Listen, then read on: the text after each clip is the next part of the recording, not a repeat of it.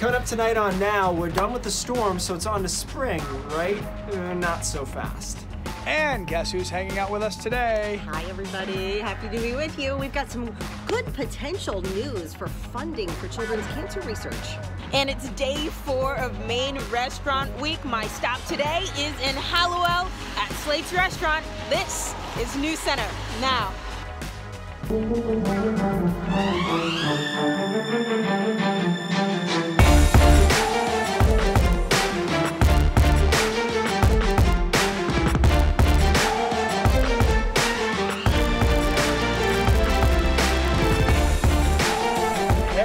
Happy Monday, everybody. I am Lee Goldberg. And I'm Cindy Williams, in for Lindsay Mills today. I think it's the first time I've done this show. This is kind of a big deal. This is kind of a big deal because we have been together for 23 years, back when I did sports and you did news. But since I've switched to the dark side, this is our first time together. Dark side. Well, you call news the dark side. No, not out loud. Did I say that out loud? You did. Anyway, it's great to have you. We're happy to have you on the show. Well, thank you very much. So one of the things that's a necessary evil of our show, and you're kind of used to this, but we have to deal with Keith. I know. But today it's kind of important that we deal with Keith. Keith, we got a lot going on weather-wise. No matter where you go, you can't get away from me. Also, Lee, that was no coincidence. It's contractual that Cindy won't work with you. Yeah. Just that today we Did you negotiate that for her Yeah, as there well? was a flu and a stomach bug, and so circumstances led us here. All right, let's have a look at our snow totals. And for most of us, this is it. The storm is over. Sanford at 8 inches, Camden 7.1, Portland at 6.4, and over down east we got that 12 inches that we expected. Bangor 6.6, and Machias coming in with 13, the highest number so far. The storm is now wrapping up, just a few light snow bands still rotating through. A lot of these were ineffectual during the afternoon because of the sun angle and the boundary layer temperatures, and so it was still snowing in a lot of spots, but we weren't accumulating anything extra. But now as the sun wanes again, picking up another half inch or so out in Holton and Presque Isle. Of course, they have a ton of snow in Presque Isle, and just seeing a little bit more snow shower activity on the backside over the mountains and all the way to the coastline with a flurry later tonight. But again, we're going to have a hard time adding to anything because of the temperatures. So tonight they start dropping into the 20s, teens in the mountains.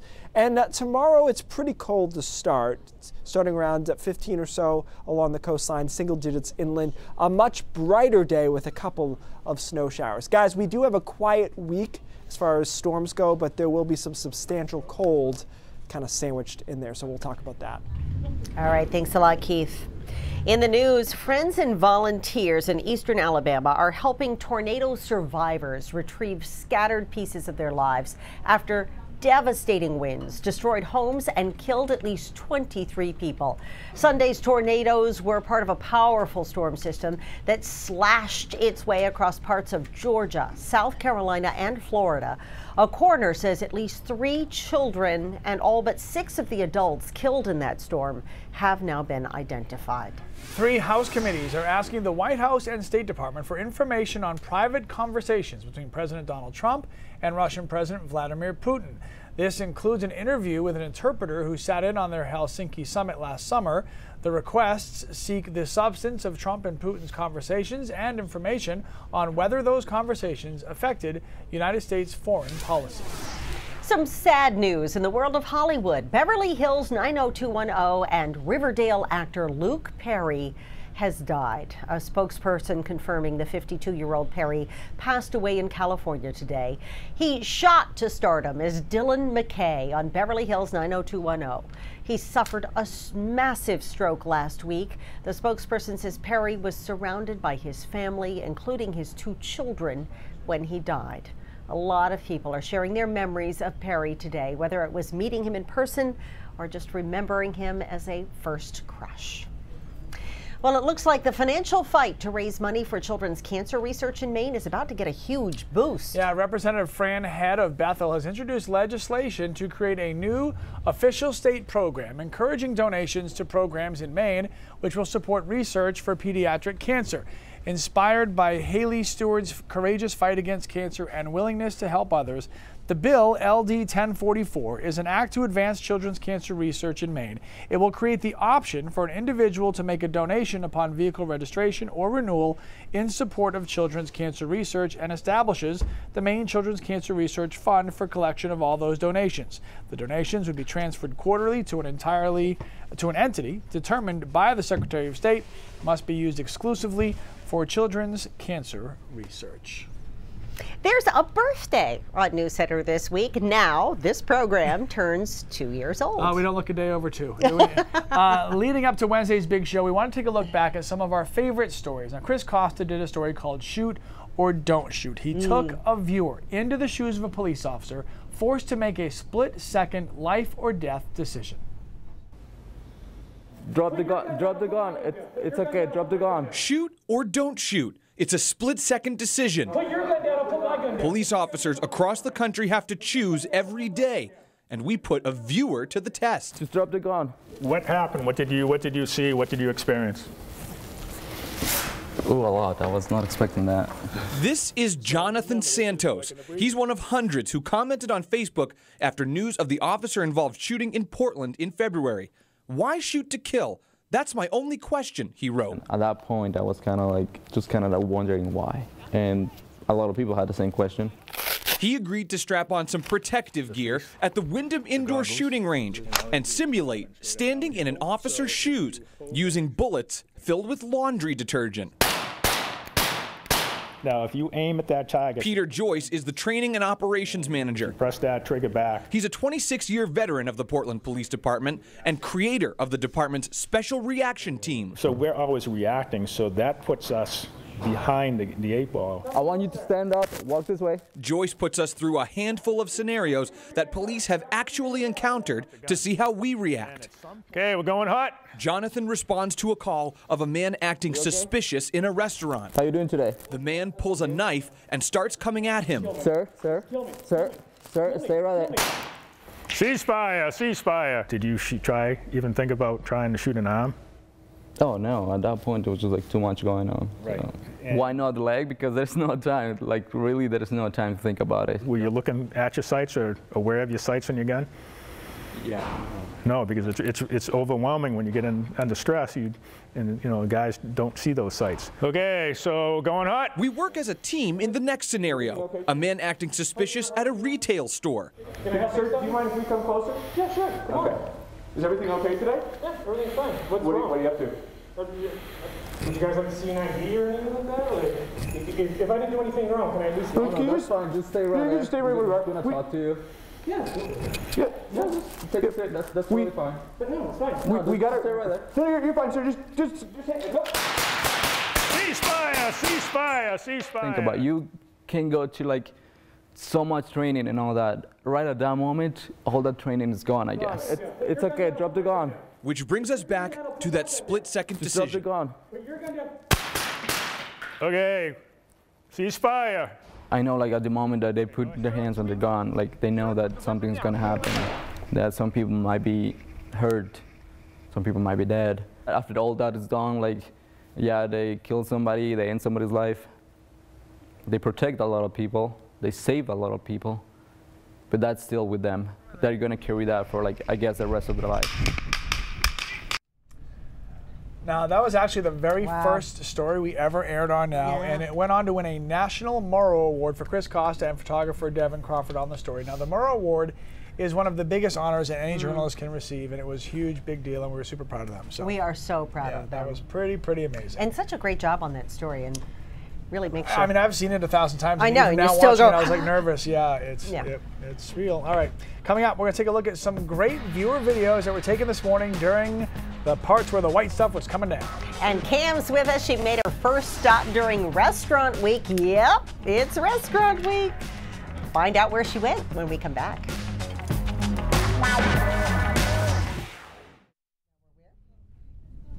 Facebook. Oh, hello, Facebook. I thought you were saying we were moving over now to we're the just weather studio. now we're talking to y'alls. Wasn't that crazy, Mark? So good. All right. So a lot of you giving up some love for Cindy on Now. Aw, that's so very nice. Very Thank you. exciting. More for me than for her. We've already established that. Yeah. A lot of people talking about Chris's story as well. And a lot of people burned fat while shoveling today. Joined the club. It was good exercise. Heavy snow. You know, I meant to wear my Fitbit when I was out shoveling. I've actually got it on right now. And I didn't. I had taken it off before. But I mean, you must have how many calories? Because that was heavy. That's like wet, heavy snow. That's not easy. Hard. We haven't had light, fluffy, like fun, movable snow. I don't think yet. It feels like every snow has turned to rain. Come, then rain on top. So now it's just gross. It's all been. Or it starts heavy. off wet. Yeah. What's up with that? Where's the light, blowing, fluffy snow? Yeah, Keith.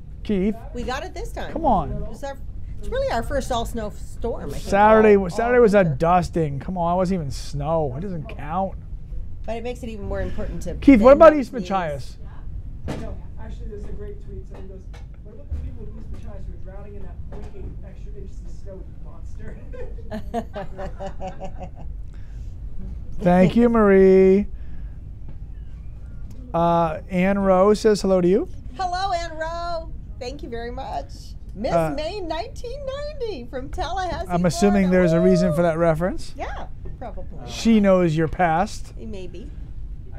My sordid past. I don't have Sydney's mic in the board. Oh. I'm trying to get it to go up and down. Okay. Oh, because she's got a different one because of 5:30. Yeah. Okay. Oh, that's annoying. Yeah. So sometimes you can hear me, sometimes you can't. I'm sorry, folks. I'll talk into Lee's mic. There we go. It's not a camera. Yes, Deborah, it is. All right. Oh, this is great. Joe, that's very nice of you to say. So the 2 years Karen. is going to be on Wednesday, and we're actually going to do a special 2-year anniversary show on Wednesday, and we're excited about that. So, guys, come on. Can you see this guy? It's Bill Green. You gotta come around this way a little bit. No, I don't think they can see. Oh yeah, he's lurking in and over there. So. Oh, there he is. How's They the can show see your going? hands. How's the show going? Oh, we're up so now. Far, Sorry. so good. I haven't You're messed getting. up They're yelling at you, too Bill. much yet. All right. He's getting me on the right page. No problem. This is great video. Before we take a look at the snow in Maine, you have to check out this huge avalanche in Colorado. It got caught on dash cam, and it's pretty terrifying. So you look on the right-hand side of the screen, and you know, it just looks like a normal drive, but all of a sudden the cars start acting a little funny, and you're about to see why. Here it comes. Bam! An avalanche coming down the mountain right across the highway.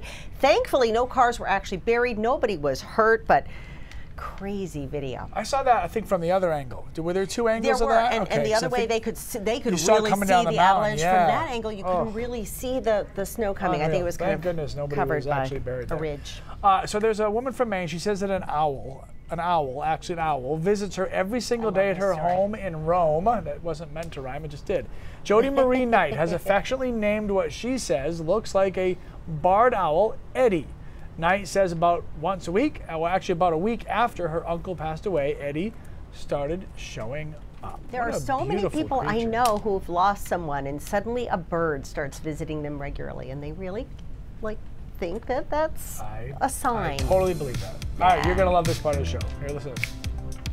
This is what's snapping. The best part of our snow snaps. This one.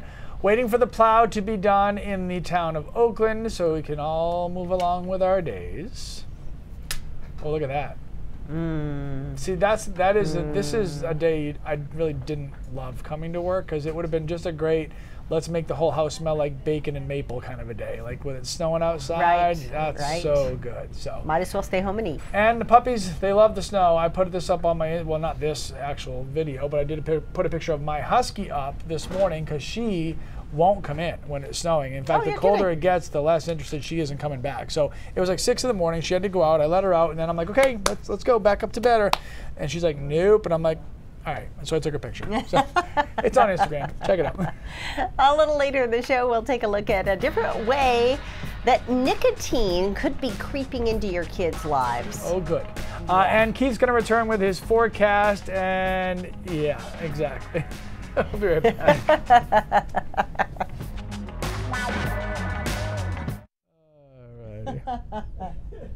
Paul remembers when you very first started at WCSH. You do. That was a long time ago, Paul. That was 30 years ago. Yeah.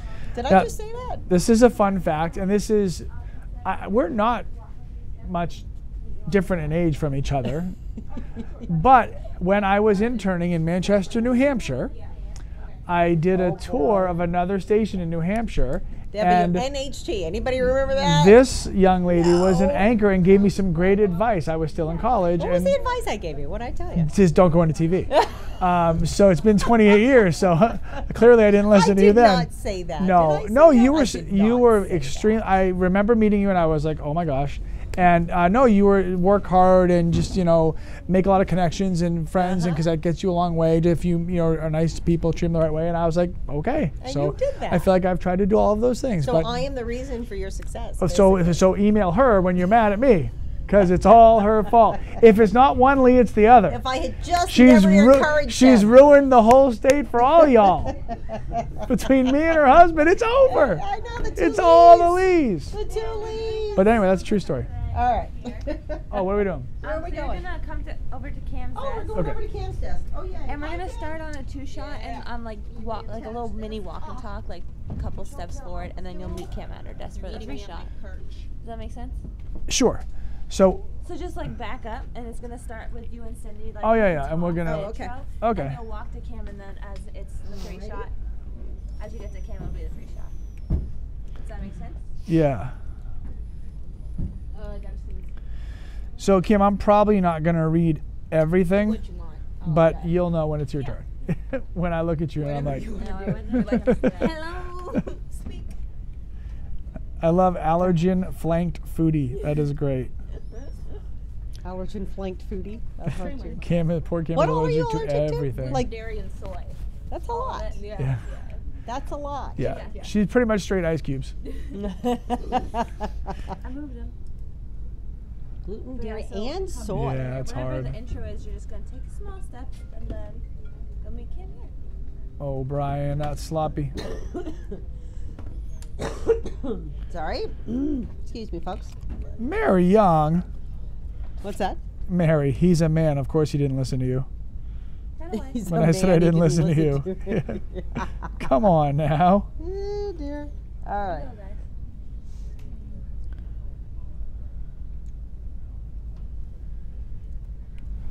We are 4 days into Restaurant Week, one of my favorite times of the year. And this is really one of the busiest times of the whole year for restaurants in Maine. So if there's a story about food, we get the person allergic to everything who's going to tell us all about it. And she really is allergic to a Brian, lot of stuff. You are head first diving into Restaurant Week. Yeah, exactly. And the reveal, I went to Slate's up in Hallowell today, and it's a restaurant that everybody knows is the fun colors and the bright silverware, but this is their 10th Restaurant Week, and they say they're ready to take it on. What makes Slate's restaurant in Hallowell a go-to place for a great meal? Chef owner Wendy Larson says it's about mastering the basics. Good vegetables, fresh seafood, homemade breads. She bought the place with a friend in '79 and turned it into a farm-to-table joint with dishes from around the world. They've been part of Maine Restaurant Week for a decade. 3 courses, pack a punch for $35 a person. Feeding people, nurturing people, good times, you know, nice glass of wine. You can't really get better than that. What's in front of me now? That is the beef and mushroom ragu. It is on the Restaurant Week menu. It has stock in it, and garlic and onions and peppers. Yeah, delicious. When it comes to allergies, Slate's has the upper hand. Every dish is made from scratch. That makes substitutions easy. When you can't have something, we make up something wonderful. You know, we add something else to it, just what you say. Because Wendy says, when you come to Slate's, you're family. It's our home. It's like when you invite somebody to your home, you want them to be happy and fulfilled and have what they want. And that's the way we've sort of approached cooking for people. Guys, I'm so excited. It's about to be a good 12 days for Cameron O'Brien because this is my calendar. Check it out. I've got a calendar full of people I'm going to see, and tomorrow it's Fishbones in Lewiston. So excited. All right, we need to do this together, Cam. Cam, we need to do a this. photographer, a producer. Wait, before we go off, help you out. Before we go off, Cam. So when Cam was still interviewing here, she came for the interview, and Christina Rex, who used to work here, had to make reservations to take her out to show her in town. Oh, she's on the phone and she's like, "All right, so what do you have that has no dairy, wheat, food of any kind?" And I was like, "Who are we ordering from?" So go to a juice bar. Welcome. But you know what? I've done that on Restaurant Week too, Cam, with friends who have allergies or at least restrictions on their diet, and the restaurants are more than happy to accommodate. They're really in today's amazing. world. It's a thing. I know, they're used to it now. Yeah. All right, today, storm behaved itself. Now the rest of the week's quiet, but it's cold. Today was almost, in a weird way, going to be more springy than the next two.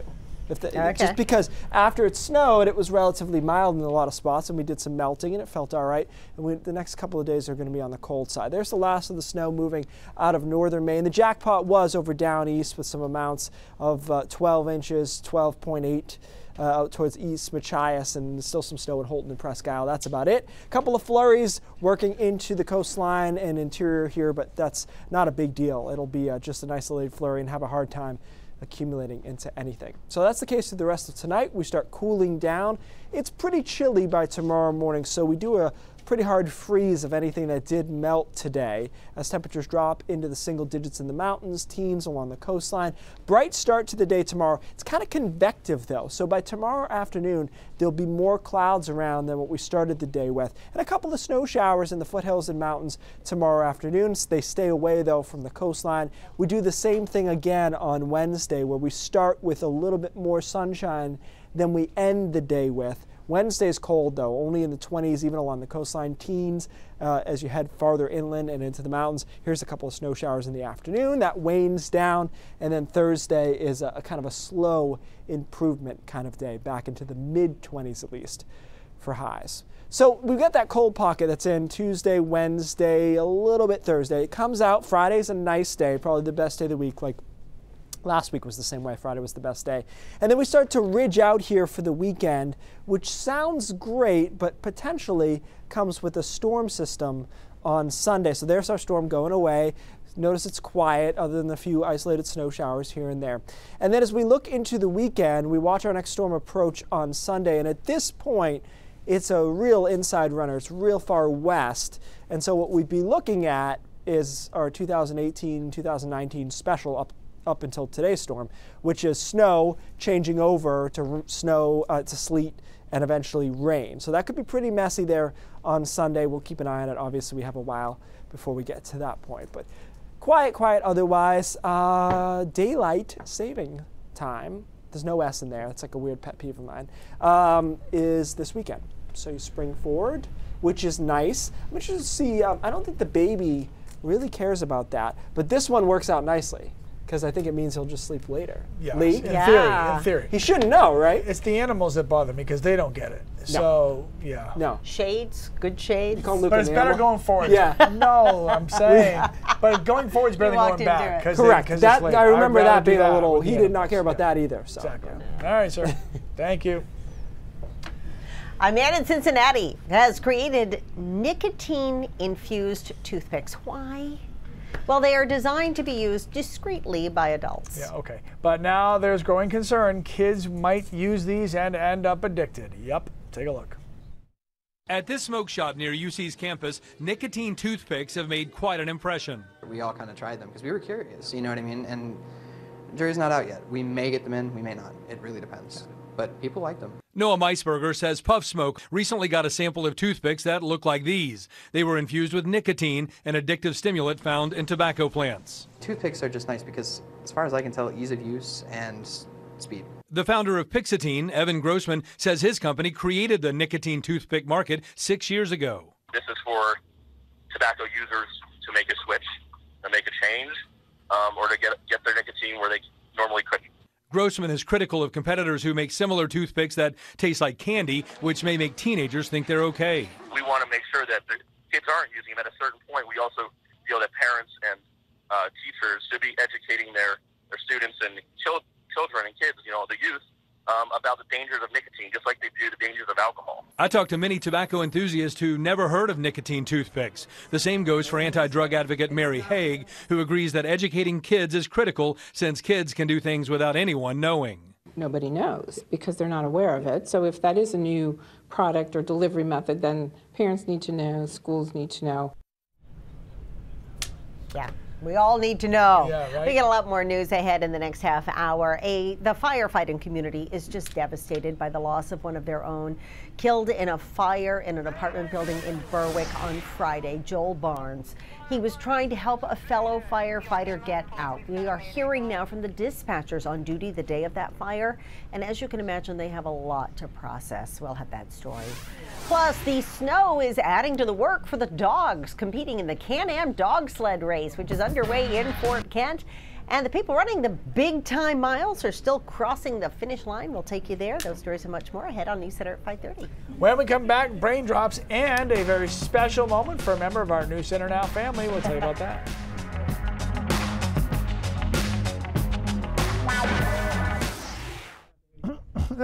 And Lee too. He likes music, and so when I play music, he just rocks back and forth like this. And the funny thing is that as soon as you stop it, he stops, and then you turn it back on and he starts dancing. Gannon did that for that hand clap song. I can make your hand clap. Oh yeah. That was his. It's like and he would be like, yeah, he was into that. I thought you had to teach kids how to dance. I didn't know that was like a thing that the babies just No, it's. No, you see it all the time. I think it's wonderful. It just means he's tapped into it too, which. Yeah, I guess so. It's going to be trouble when he's listening to that stuff that you can't stand when he's a teenager. Turn it down. Turn that junk down. Old man Carson. I would drop it. You're going to be so get off my lawn. You're going to be the total get off my lawn, dude. Me? Yes. Oh. Yes, you are. Is this about my tweeting, instigating? I said to Teddy, I go, you should know me. You should know I love stirring the pot. Oh, okay. I'm not part of this. Okay. I made a really long hole. She's got to go downstairs, yeah. Leave that upstairs, that tablet. Will stay up here. I'll take it. I'll put it away for you. Okay. Because yours is set up downstairs. Okay. So Cindy's going to be leaving us, but you will see her tomorrow on Facebook. Yes, you will. Well, actually, you'll see her in about 2 minutes on at 5:30. So, even better. Okay, so we're not Isaac first. We're not starting with this, but Isaac first. Isaac's in. We're doing that first. Yeah. Okay. That's a straight ad lib. So. Of course. What is he? 21 now? He will be. Yeah. Oh, that's yeah. In 3 years. Hey, when Paula and I got engaged, she was. Hold on, I have to think about this. But no, I guess I was saying is that she's 27, 26. She hasn't figured it out yet, though. So yeah. Let's hope for him.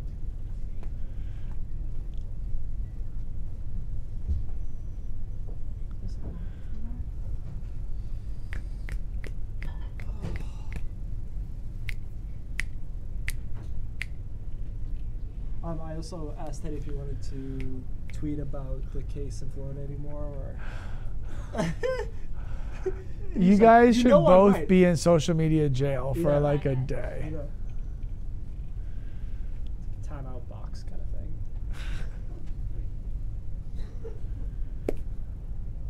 All right, we're kind of excited here on News Center Now. I wanted to share with you guys. That's our producer. He didn't fall. He's actually on a knee on purpose. That's Isaac.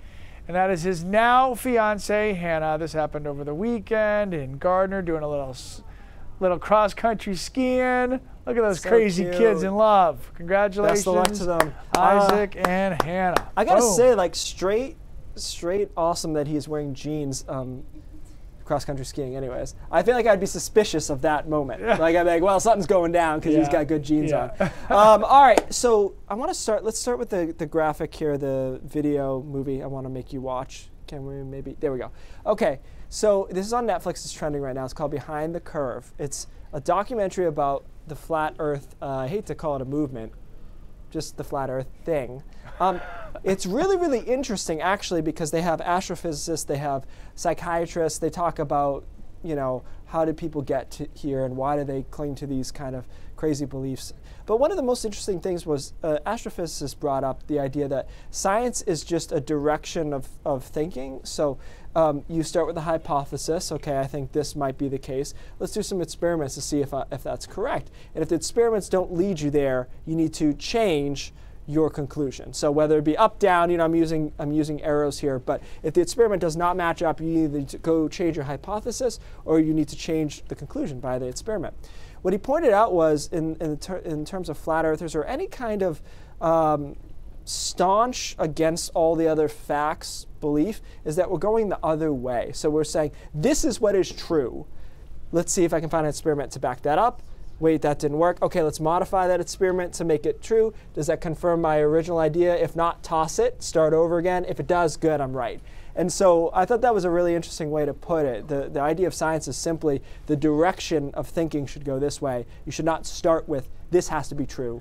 Let's figure out how. Just in general, I have a question for the professor. Yes. And not necessarily about this topic, but in general, if you have a hypothesis and you run multiple different experiments and they don't all give you the same results, right, then that might muddy your conclusion. And you need to start over again. And so that's part of the process. So you don't necessarily have to. It's not going to be a one-to-one ratio. Maybe that's not always the flawed part. It maybe this is the flawed part. Right. No, to the point, I have no idea. This documentary has them go and do experiments live, and one of them is he's got this flashlight, and if the Earth is flat, there should be no problem shining it right through two holes at the same height, miles apart.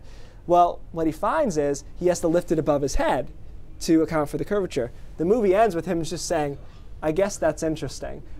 But he doesn't change his mind. And I think that's like the kicker of the whole movie. Watch it when you get a chance. You might throw something at your TV, but you do that when you watch us, so who cares? You know? That's Keith Carson. Dot. Don't forget the dot. Send your emails, letters, Facebook, skywriting. Bye. Bye, Facebook. See you tomorrow.